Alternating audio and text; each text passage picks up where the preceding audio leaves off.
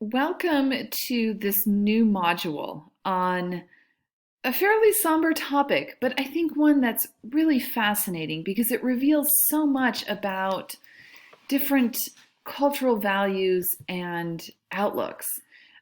So, we're talking about death, memory, and memorialization.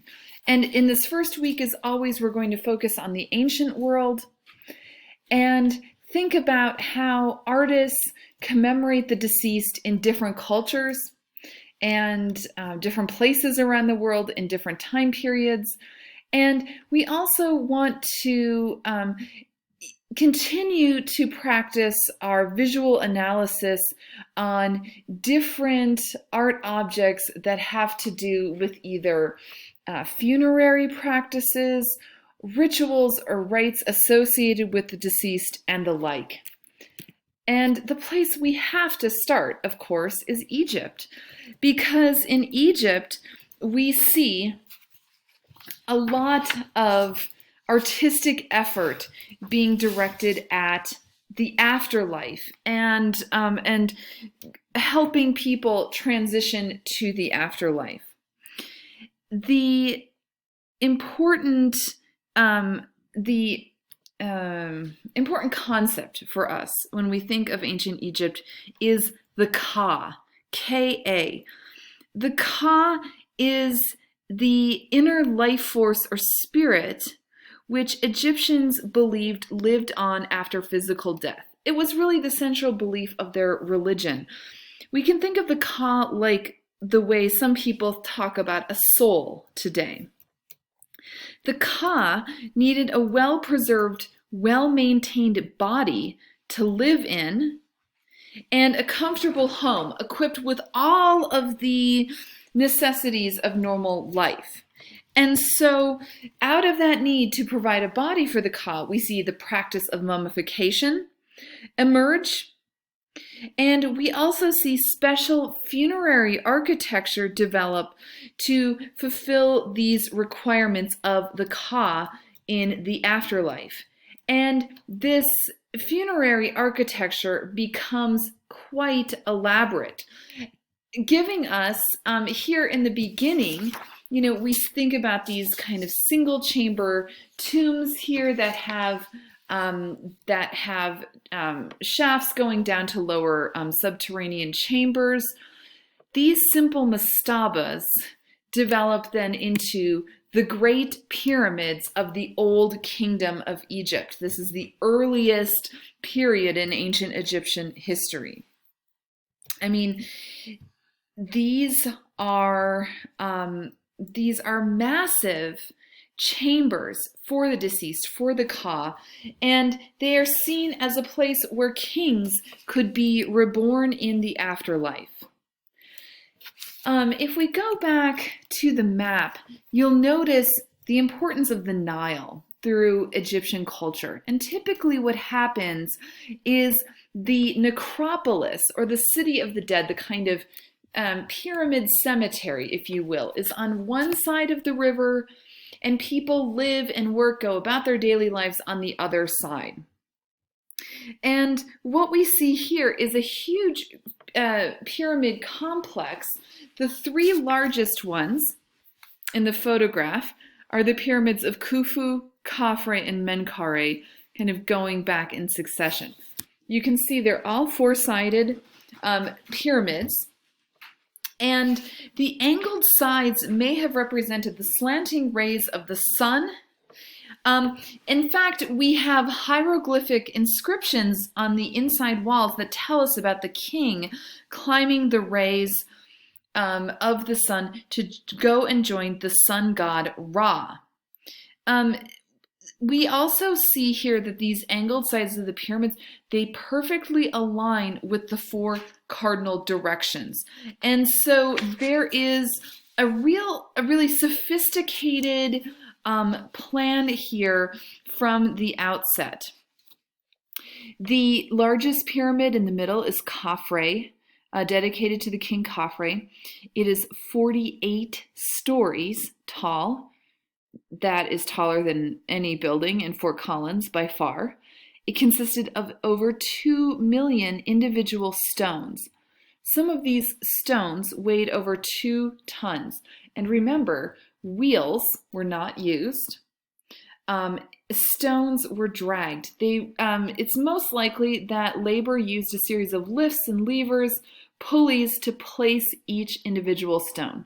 This is literally backbreaking labor, and it was done with the use of thousands and thousands of slaves, of forced labor. We also, though, know from records that this was a highly skilled and specialized workforce too. And of course, looking at the monumentality of this, that makes sense. When we look at here's this image of Cairo, the urban sprawl here kind of encroaching on the Great Pyramids today. And when we look at this cross section of the Pyramid of Khufu, we see even more intricacies in the design.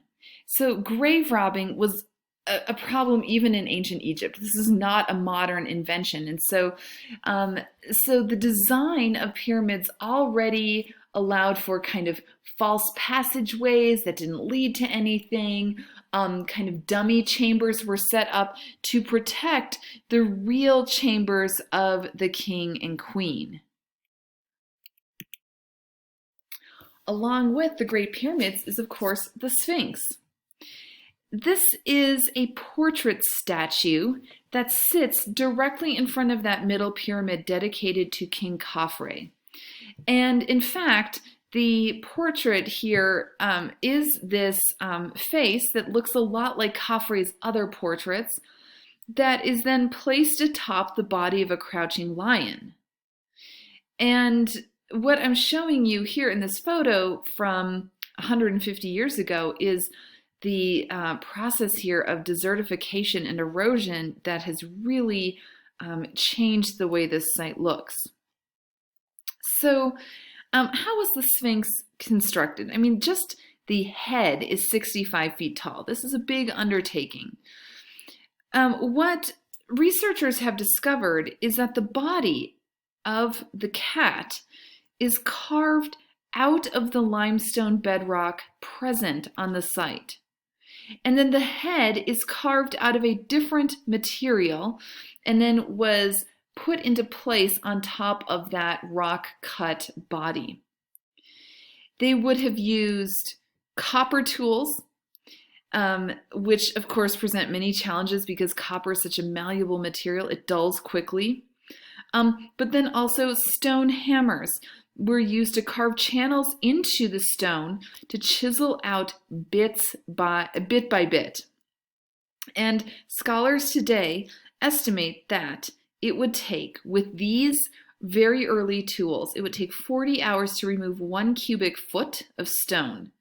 So that means we have 1 million person hours to carve the Sphinx, which means 100 carvers would need over 3 years to complete it. This is quite the undertaking.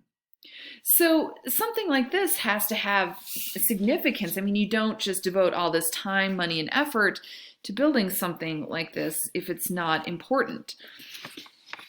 In the Old Kingdom Egypt, there's a figure called the Ruti, R-U-T-I. It's a double lion who carried the sun.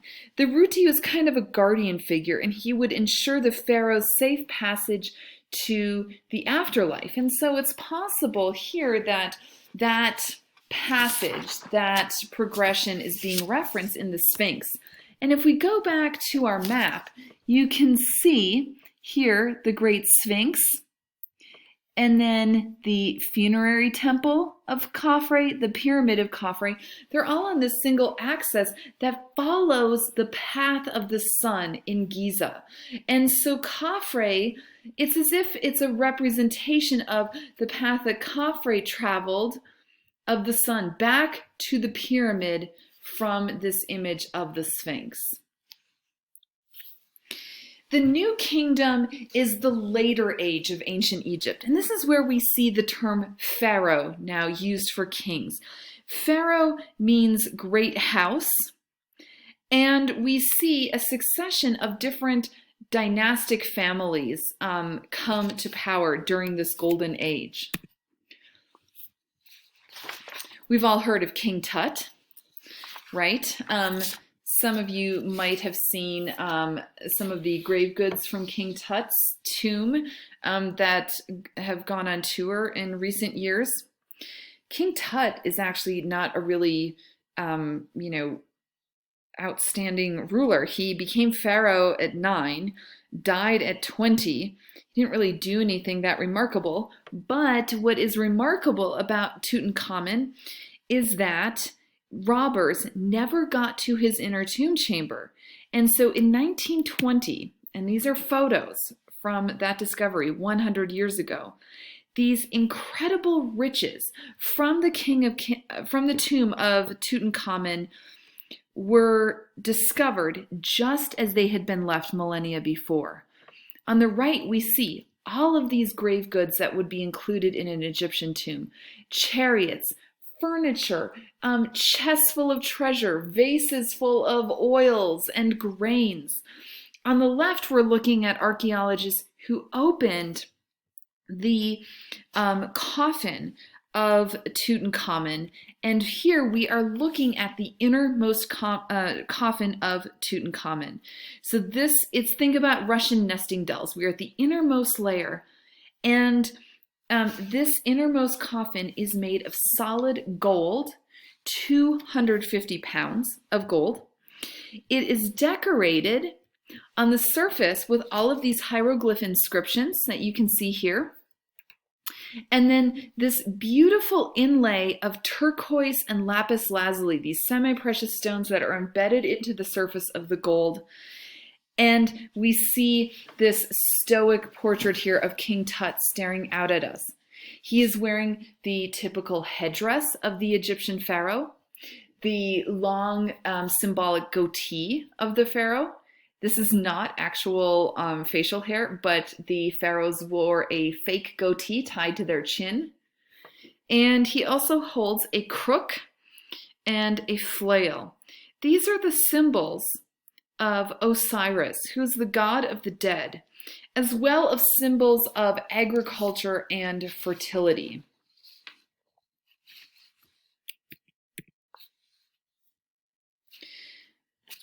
Briefly here, I want to look at this judgment scene from another New Kingdom Egyptian tomb. It's a tomb dedicated to someone named Hu-Nefer, who was a royal scribe. We know that from all these inscriptions. And it depicts his final judgment, where he is being led here, and then the same figure shown here again. He's being led by different deities into this judgment chamber, where we see that his good deeds are literally going to be weighed out on this scale. And we see this pantheon of Egyptian gods here holding court and then observing here, almost kind of from the jury booth above, to determine the fate of Hu-Nefer's Ka.